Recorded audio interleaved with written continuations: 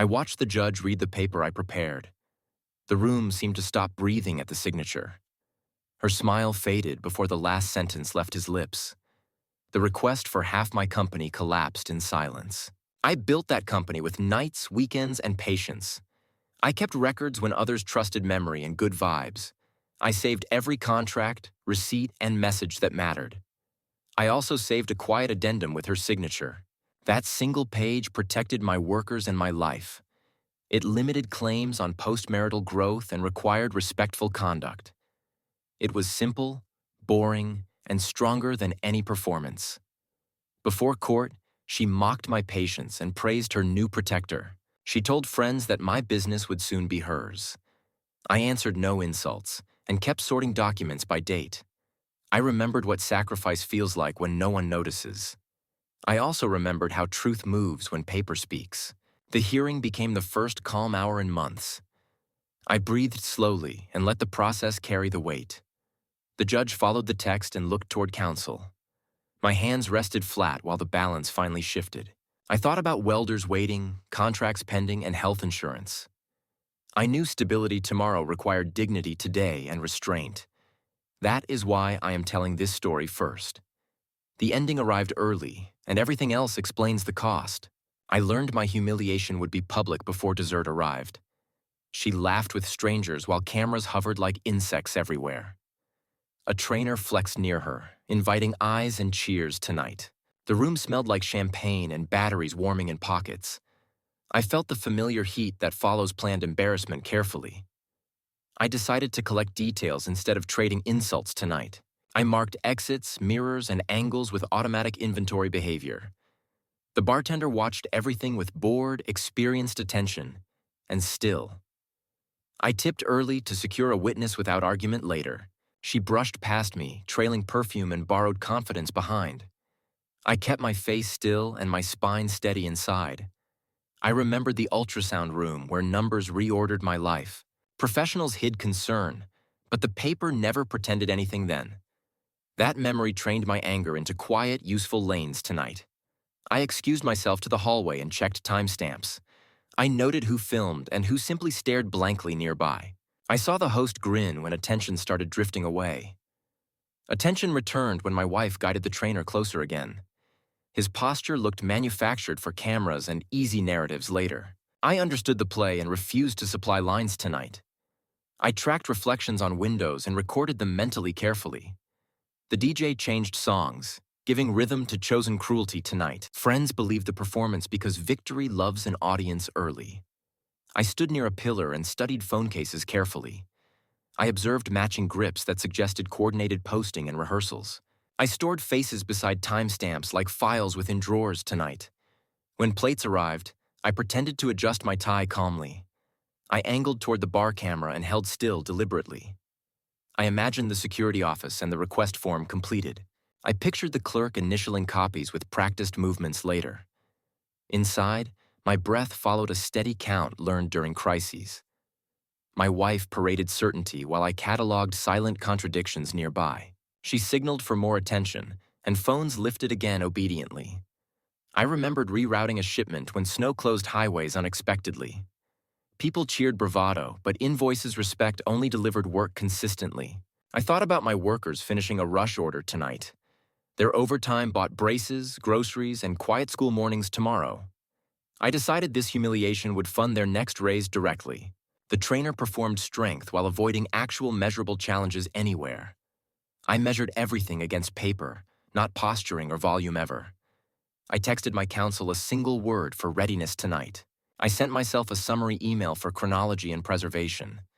I ate slowly because calm beats adrenaline every time reliably. I refused alcohol and ordered water with lemon for clarity. She invited whispers by touching his arm theatrically near me. I counted the seconds people held phones without blinking continuously. I recognized the influencer couple from a past fundraiser downtown. They prefer scandals packaged like desserts after speeches for clicks. I positioned myself where microphones could record his boasts clearly. Later, their words would meet footage and timelines precisely together. I reminded myself that restraint multiplies power during storms always. The host announced raffles, giving me useful movement patterns immediately. I photographed seating cards to link names and faces later.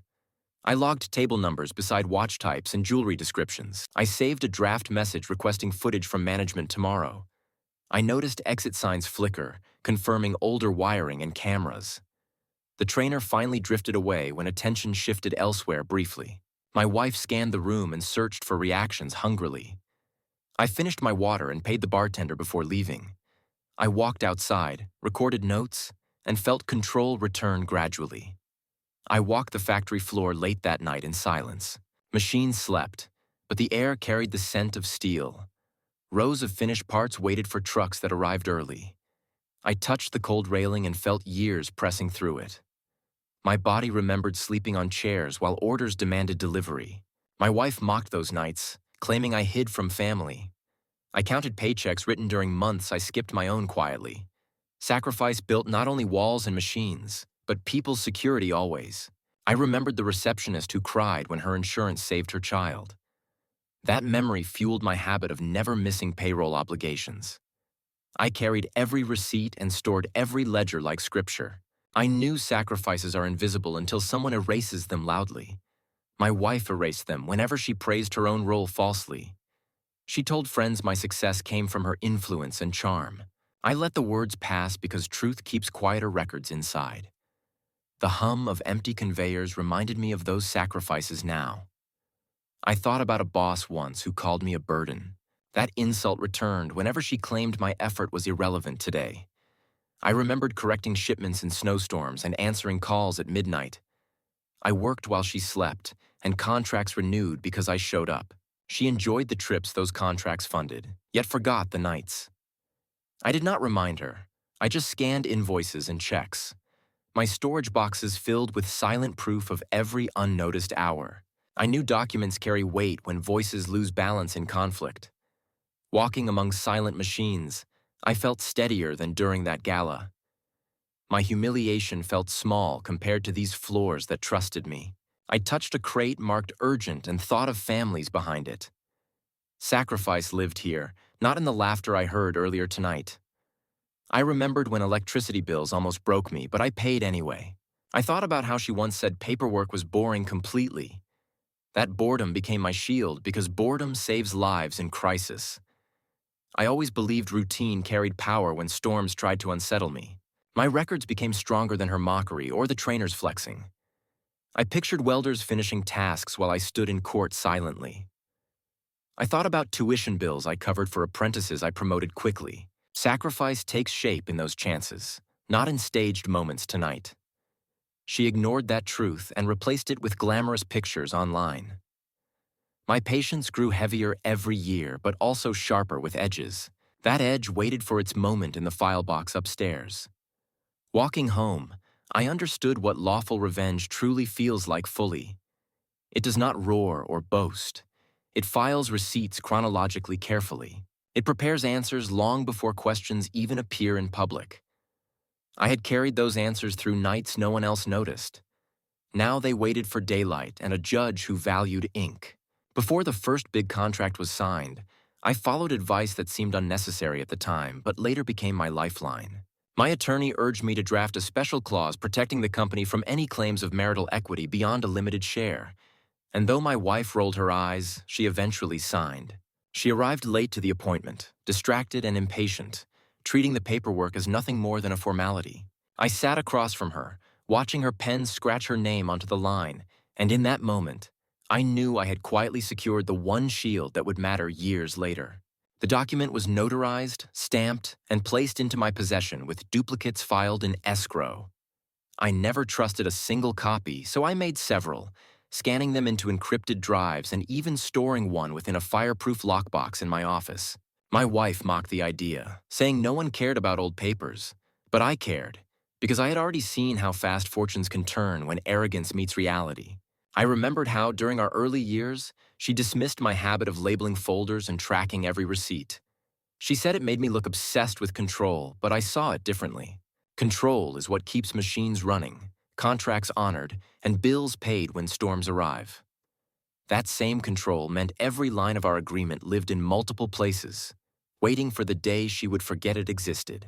I noted her disinterest that day as a red flag, because anyone who treats binding words lightly will one day treat loyalty the same way. She posted cheerful updates online, claiming to be the supportive partner of a hard-working builder, while privately she rolled her eyes whenever I spoke of ledgers or filings. The truth is, I believed in her then, but I believed in paper more.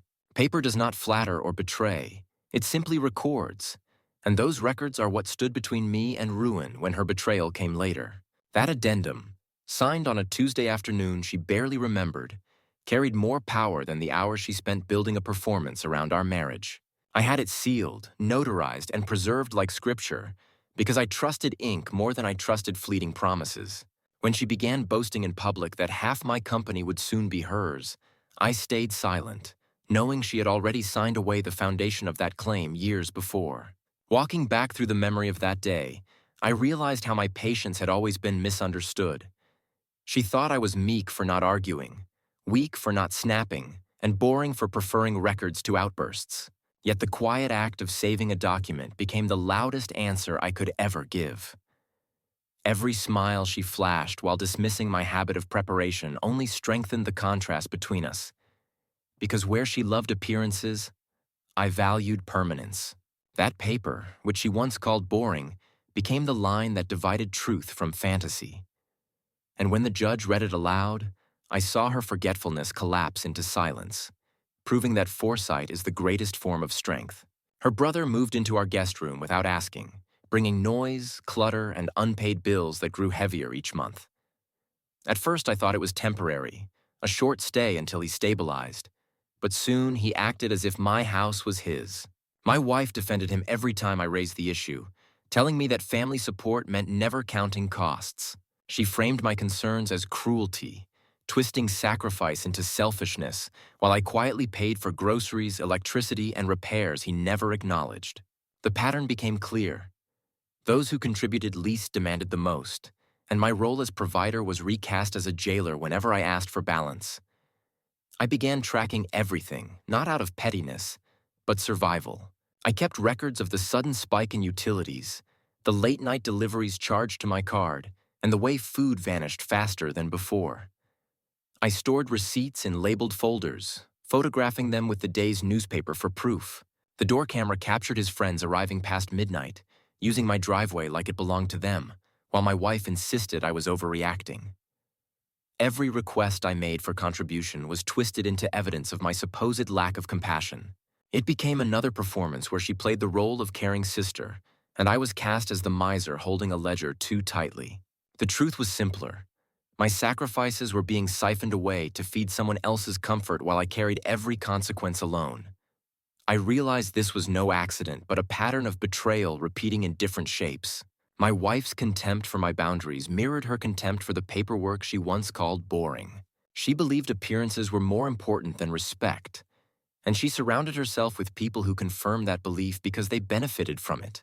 I learned then that betrayal rarely arrives as one dramatic strike. It grows through habits, excuses, and quiet erasures until the weight is unbearable. In silence, I watched, documented, and waited. I stopped arguing because arguments became fuel for their stories, while records became my only allies.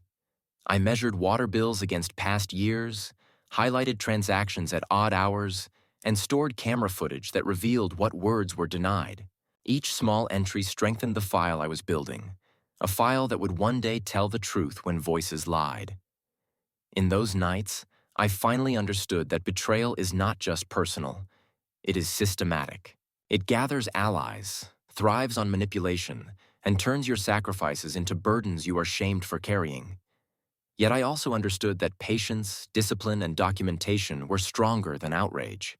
Quietly, I prepared for the day when those patterns would be tested in a place where appearances collapse and evidence holds the final word. When she began taunting me that I was replaceable, I felt the echo of an old insult from a boss who once called me an expensive burden. The difference now was that I had already seen what loyalty means when tested against arrogance. Clients do not follow logos. They follow the person who answers calls at midnight and drives through storms to deliver what was promised. My wife believed appearances and bravado mattered more than proof, but I understood that proof was found in relationships built through sacrifice. The rival who stood beside her parroted the same idea, telling her that companies thrive on cutting ties with the past. Yet neither of them understood that stability is built on trust, not theatrics.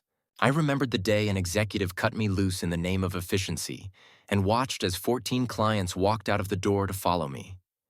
They valued steady hands and quiet persistence more than polished speeches, and I never forgot the lesson. So when my wife bragged in public that half my business would soon be hers, I said nothing and focused instead on keeping my network intact. I called old buyers not to warn them but to thank them for years of loyalty, and I made sure every message I sent was measured, documented, and free of bitterness. I knew that people can sense desperation, but they also recognize integrity when it speaks softly and consistently. As her arrogance grew, I noticed shifts in conversations with clients. Some reached out to ask why rumors were spreading about my supposed decline, and I realized she had started planting stories that undermined me. Instead of confronting her, I gathered those emails, storing them alongside records of deliveries I completed and contracts renewed through my direct effort. The contrast between gossip and evidence was stark, and I knew one day it would matter. I began to build affidavits quietly, asking longtime buyers to record their reasons for choosing me. They spoke of reliability, of sacrifices they had seen me make, of trust earned over decades, and I filed their words away like currency for the trial ahead. She dismissed those relationships as sentiment, but sentiment is what kept machines running when parts failed and deadlines loomed. The rival she admired called my methods outdated, yet I had the weight of signed purchase orders to prove otherwise. I realized then that lawful revenge was not about destroying her claims directly, but about showing the court who carried the real weight. Every rumor she spread, every boast she made, became weaker the moment a client testified through documents that they stayed because of me. Loyalty was my shield, and I had cultivated it without knowing how much I would need it. By the time court approached, I had more than numbers. I had stories written by others, sworn under oath, about why trust matters more than image. My humiliation in public places no longer burned as it once did, because I knew that the foundation beneath me was stronger than their laughter. The rival who flexed and boasted would never understand that when contracts are renewed, money does not care about bravado. It follows results, and I carried those results in signed letters ready for submission.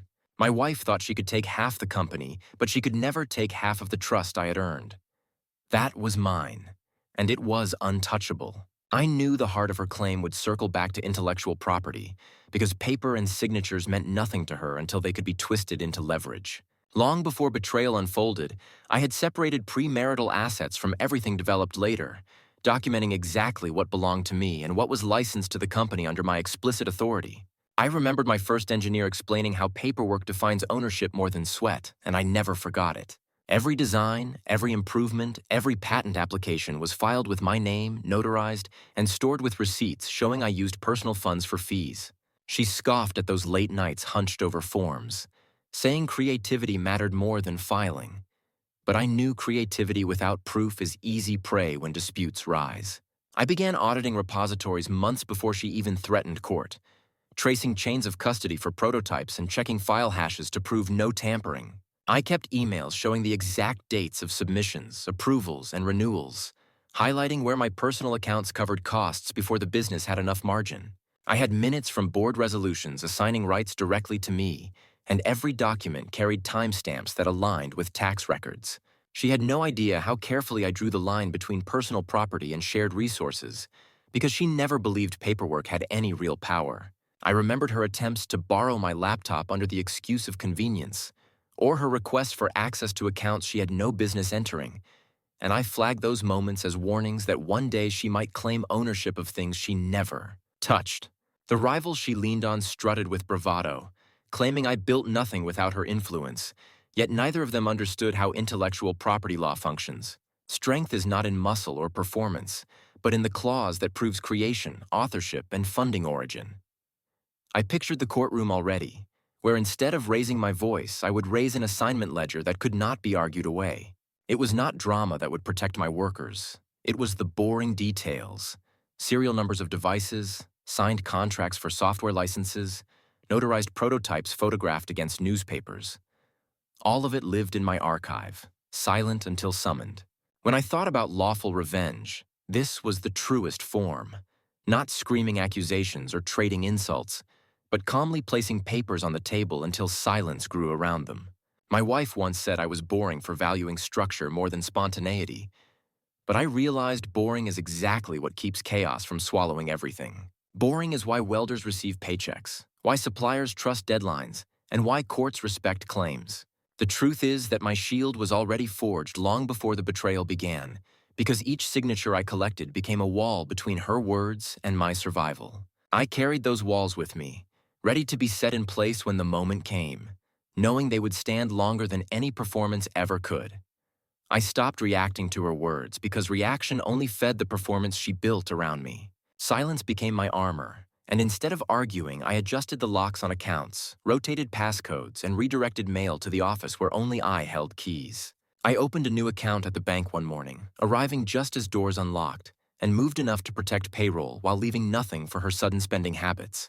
At home, I made changes so small they seemed invisible. One bowl set on the counter, one mug placed neatly in the cabinet, as if my life was preparing for single occupancy. She grew louder as I grew quieter, escalating in public while I focused on notarizations, receipts, and dated photographs of property. Whenever she tried to bait me into shouting, I wrote notes instead, recording her purchases and sudden emergencies that seemed to appear whenever money was tight. The more chaotic she became, the calmer I acted, until she accused me of being cold. What she called coldness was actually clarity, because I understood that storms burn themselves out, but paper remains. In the evenings, I walked through rooms that once felt shared, noticing how her presence had become more like intrusion than partnership. Suitcases appeared and disappeared without explanation.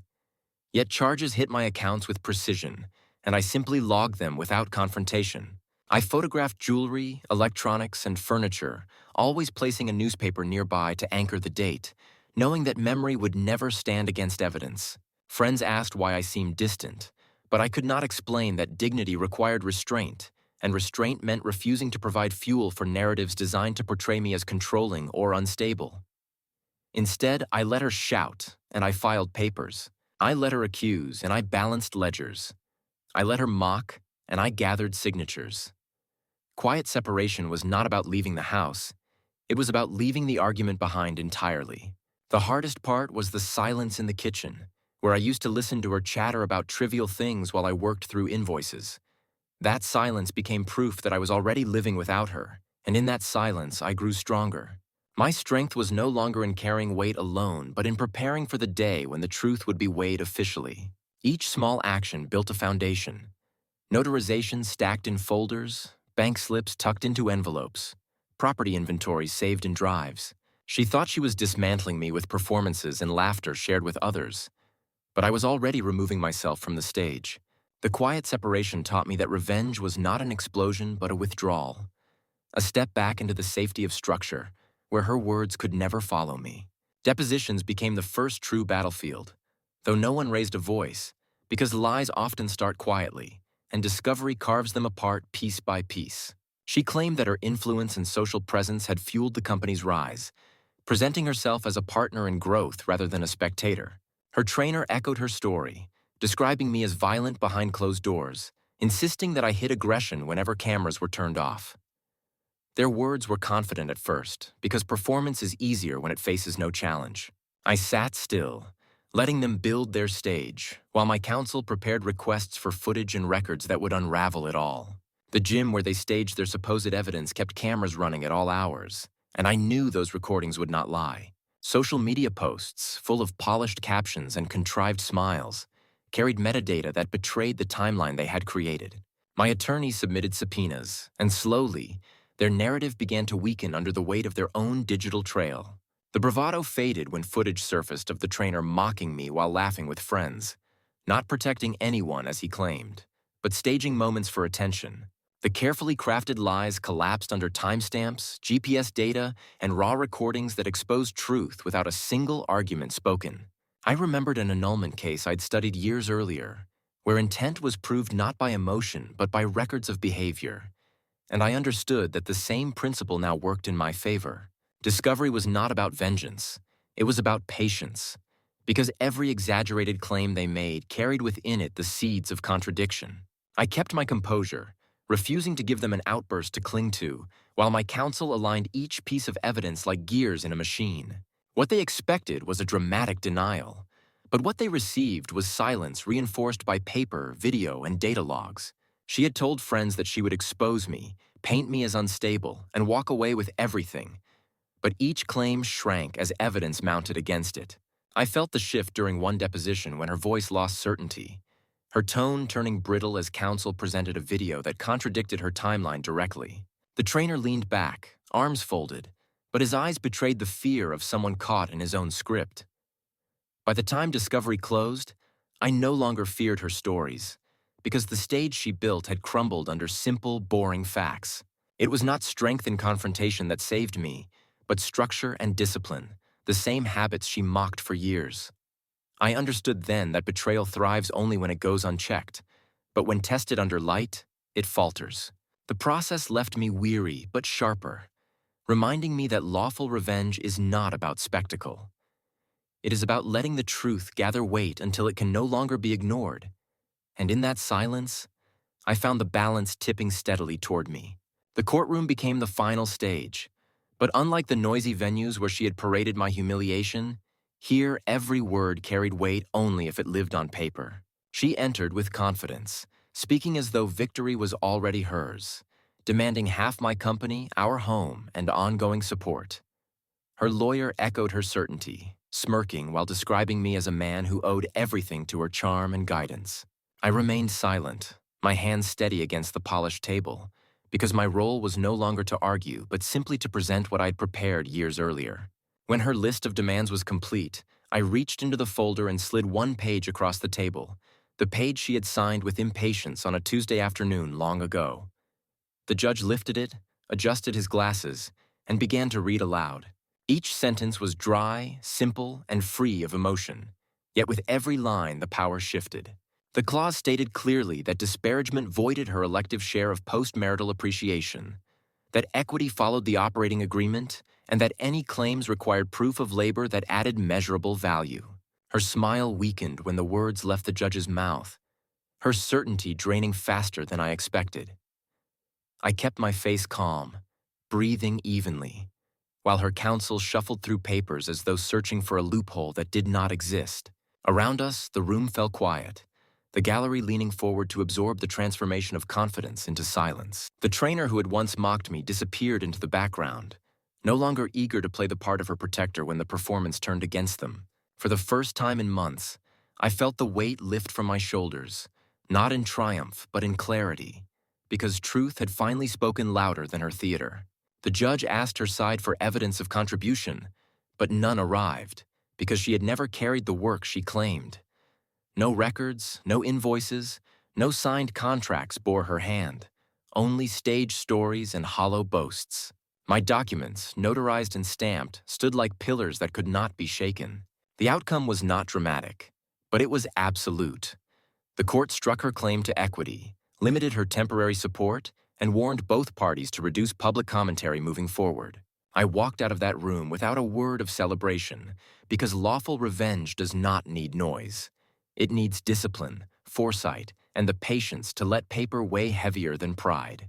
As the clerk stamped the order, I felt a quiet certainty settle inside me. The humiliation she once staged in public places no longer mattered, because in the only room that counted, silence and evidence restored my dignity. After the judge read the addendum and struck her demands, the consequences unfolded faster than I expected. Her rival, who once boasted loudly about protecting her, slipped out of the courthouse hallway before the clerk's stamp even dried. The people who cheered her confidence grew quiet, because no one wants to be seen clapping for a performance that ended in silence. I kept my phone face down on the table, but messages began arriving one after another, not of gossip, but of quiet respect. Clients wrote that they admired how I carried myself, that dignity matters more than drama, and that they trusted me more for refusing to shout when provoked. Her response came quickly, not in the courtroom but outside of it, where appearances still had an audience. She turned to social media, shaping herself into the victim of cold paperwork, claiming I had stolen what was hers, and painting herself as betrayed by a man without compassion. But the difference now was that her stories no longer carried weight. The court had already documented the truth, and her attempts to rewrite the past fell flat against the finality of the signed order. Some of her friends believed her, but others drifted away, unwilling to be tied to a narrative that had already collapsed. For me, the victory was not in her defeat, but in the restoration of what had been eroded. My name was no longer dragged through gossip unchecked, and the foundation of my company remained intact. I knew rumors would continue, but they no longer mattered, because the record of what happened was preserved officially. My counsel advised me not to engage further, and I obeyed, because silence now held more power than any rebuttal. At work, I noticed the shift immediately. Employees who had carried quiet doubts about my stability saw instead a man who weathered storms without letting them touch the structure they depended on. Vendors and partners who once hesitated to extend credit offered renewed trust, saying that they respected how I had handled everything. Even my harshest critics in the industry, people who once whispered that I was old-fashioned, acknowledged that preparation and discipline had protected me where image had failed her. The greatest consequence, though, was personal. For months, I had carried humiliation like a weight strapped to my chest, replaying scenes where I was mocked in public, or dismissed in private, or made to feel like sacrifice had no value. That weight lifted the moment paper silenced performance. I did not feel triumph or revenge, only release. She had tried to make me small with laughter and spectacle, but the truth restored me without noise. And in that quiet restoration, I finally understood that lawful revenge is never about crushing someone else. It is about refusing to let them erase the worth of what you built. Back at the plant, I gathered my team not to celebrate but to steady the ground that had carried us through the storm. I stood in the same conference room where contracts were signed, and I explained that our foundation remained secure, that no judgment or dispute had touched their jobs, their paychecks, or their futures. I did not mention her name or the trial, because dignity meant refusing to drag others into battles already decided. Instead, I focused on the people who had stood by me, the welders who stayed late, the apprentices who showed up eager to learn, the clerks who balanced shipments when margins were tight. I announced raises where I knew underpayment lingered, because nothing heals mistrust faster than fairness written in numbers. I introduced a tuition benefit for younger workers who wanted training, because I understood that investing in them meant investing in stability beyond myself. Quietly, I asked our operations chief to draft a policy about conflict of interest relationships and social media conduct, ensuring that what had almost destroyed me would never enter the company again. Every step was deliberate, not to punish but to prevent, not to lash out but to build. In private, I called 3 mentors who had once challenged me, men whose words felt harsh in younger years, and I thanked them for lessons I only now fully understood. They had taught me that sacrifice is often mocked until it proves itself under pressure, and I carried that truth with me as I hung up the phone. For the first time in months, I allowed myself a full night's sleep without waking to check messages or count invoices in my head. The company moved forward, but so did I. I walked the floor with lighter steps, nodding to workers who no longer looked at me with unspoken questions about survival. I noticed that their smiles returned, that laughter returned, and I realized dignity restores not only the betrayed but everyone tied to them. I did not gloat, I did not boast. I simply clocked in, signed checks, and carried on with the discipline that had always defined me. The quiet aftermath was more powerful than any victory speech, because order had been restored not by force but by structure. I understood then that revenge, when pursued through lawful patience, does not leave wreckage behind. It leaves clean lines, steady ground, and a reputation that cannot be erased by gossip. My life no longer carried the weight of her demands, and my company no longer carried the shadow of her ambition. What remained was clarity, a foundation rebuilt not on anger but on proof, respect, and boundaries drawn in ink. I walked past the courthouse steps where strangers still lingered, their eyes searching for spectacle.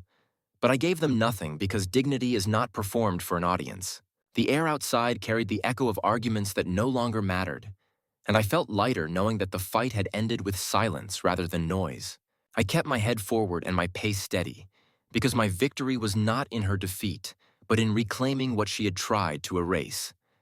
At the parking meter, I noticed the slip I had placed earlier, a simple receipt stamped with the words "paid in full."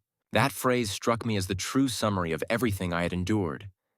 Years of sacrifice dismissed, loyalty mocked, and humiliation staged in public had all led to this single moment where paper outweighed performance. My wife had once laughed at my need for structure, but it was that structure that carried me through the storm. I placed the signed order and the addendum back into the same folder I had carried for years, exactly where it had always belonged, safe and unremarkable. It did not feel like a trophy, but a tool, and tools are meant to be kept ready, not displayed. My shield had worked, and now it could rest again. I thought about the workers waiting on the plant floor, the clients trusting me with contracts, and the families who depended on steady checks. They were the reason I had never surrendered to bitterness, because responsibility is heavier than humiliation, and duty steadies the hand when anger shakes it. There was no celebration, no speech, no parade of victory. I did what I always did. I returned to the life I had built with discipline, clocked in where others counted on me, and let my actions speak quietly. The world could keep its gossip because the truth had already been recorded where it mattered most. My revenge was not in destroying her, but in proving that patience, sacrifice, and foresight cannot be erased by betrayal. The ending was not a triumph shouted to the world, but a calm certainty carried in silence. The welders needed steel by Monday, and that, more than anything else, was what mattered now.